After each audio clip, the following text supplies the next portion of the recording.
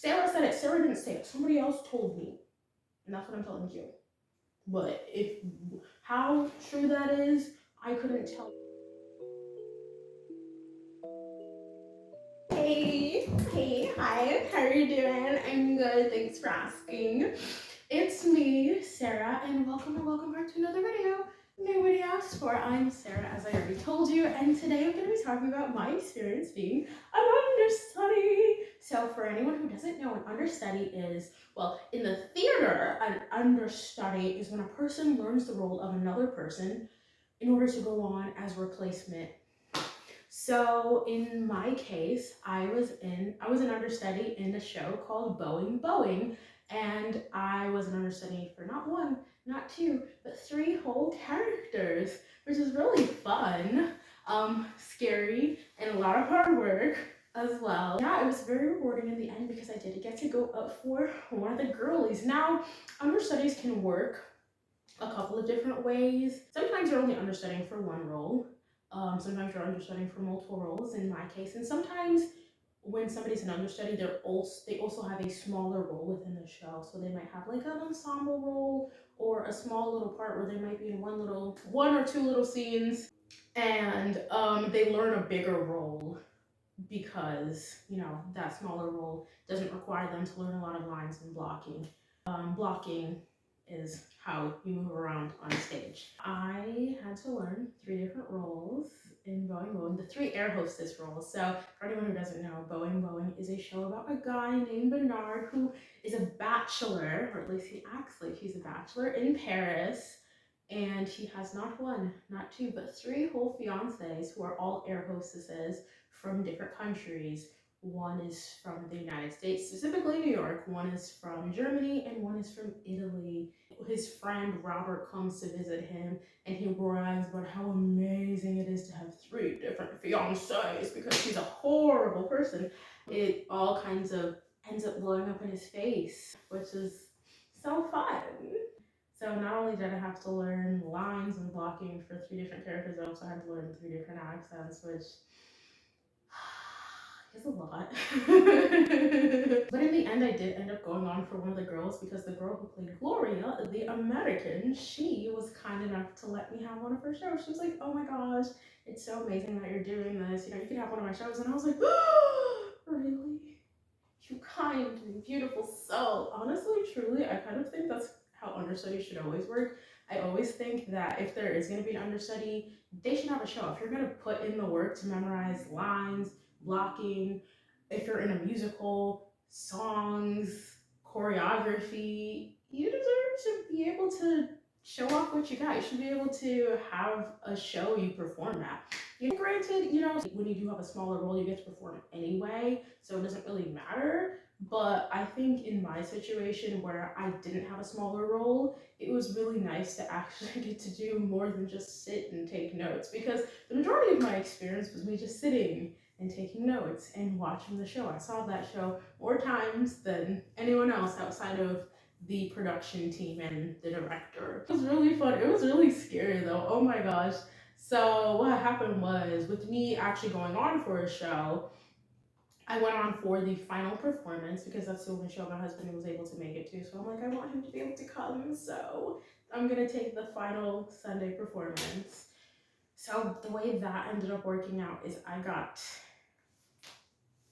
are you ready for this? I got so much rehearsal time. Psych, I'm just kidding. I only got 1 day to rehearse the entire show with the cast. I got to be in full costume, makeup, hair, do all the costume changes and all that jazz with lines and blocking and everything. I got that 1 day in tech, and then nearly 2 weeks later, I performed the show. It actually went pretty well. I'm not gonna lie. I pat myself on the back because to have only one, and I mean one, full-blown rehearsal and still be able to do the show and do it well and have all the lines and blocking memorized and get all the costume changes and whatnot, it's quite the ordeal, I will say to myself. Now, granted, it's not like I didn't have any help. The girl who played Gloria, she helped me out so much. Like, we met a couple of times to go over blocking because that was the thing that I really needed the most. Because, like I said, most of the time I just showed up to rehearsal and sat and took notes. But there's a really big difference between writing down the blocking and actually walking through the blocking. Because the only opportunities I ever had to walk through blocking on stage were when I rehearsed it during Tech Week, and the actual show day, it was nice to be able to go through it. Now, granted, we didn't go through it in the space. We went through it across the street at the library in different rooms, but it was still really good to have a person who knows the locking so well go through it with me. Not only was this my first time being an understudy, but this was also my first time being in a show where I played someone who had to kiss anybody. Now, granted, it didn't matter which one of the girls I ended up going on for, I would have still had to kiss at least one person, because that's how outrageous this show is. And Gloria, in particular, she kissed two people. She kisses her fiance, Bernard, and she also kisses his best friend, because, you know, what a great friend he is, right? And what a great fiance she is. That was very interesting as well because I've never had to kiss anybody on stage before, so that was scary. I'm like, oh my gosh, I've never done that on stage before. You think at my big age, maybe once, but no. So that was definitely very new, and that's very interesting. I definitely think that worked out in a really weird way, only because from what I was told, because I was only the understudy, but from what I was told, the actors blocked all the kissing parts. Don't quote me on that. I never said it. Somebody else did. If you Sarah said it, Sarah didn't say it. Somebody else told me, and that's what I'm telling you. But how true that is, I couldn't tell you, because I don't think I was there for a rehearsal where those were ever blocked. Because I wasn't there at all the rehearsals, because I was a part of another show at the time. But yeah, and having to figure out kissing scenes whilst also being the understudy is crazy. I only ever rehearsed one of the kissing scenes. There was a couple of scenes where there was kissing. And mind you, all of it was stage kissing. I didn't actually lock lips with anybody. It was all fake. Thankfully, we were in a proscenium styled stage. It wasn't a proscenium, but the style of the stage was the closest thing I can compare it to is a proscenium. So that's why I called it proscenium styled. But yeah, because I would never work in a lock box. Not without really good strategizing. But anyway, that's besides the point. Yeah, there was like, I think there were three different scenes where Gloria had to kiss someone else. And we kind of just won it. Like, the day that I went out, the day of the final performance, me and one of the guys practiced how we were going to do the kiss, because another thing is, me and the girl who played Gloria were not the same height. Now, the guy who played Bernard, he was like over 6 feet, I think, and I'm 5'5", and the other girl who played Gloria, I think she's only 5 feet tall, I think she said. So yeah, quite the height difference. So we like 20 minutes before we had to do the actual kiss on stage, we figured out how we were going to do it. And then, like, I think it's hilarious considering the fact that wasn't even the craziest kiss scene. There's a scene where Gloria has to make out with Robert, and we just wung it. We wung it. For anybody who saw that performance, we just wung it. Did not practice that ever. Just wung it. You know how crazy that is? To just wing it for a kiss scene?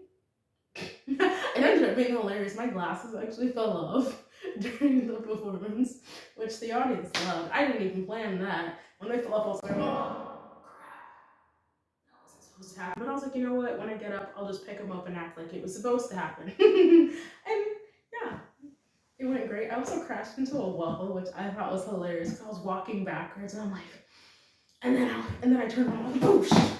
That also was great. I think people laughed at that too. My husband, he said he didn't notice. Maybe it's because where he was sitting, but I crashed right into the wall. Amazing.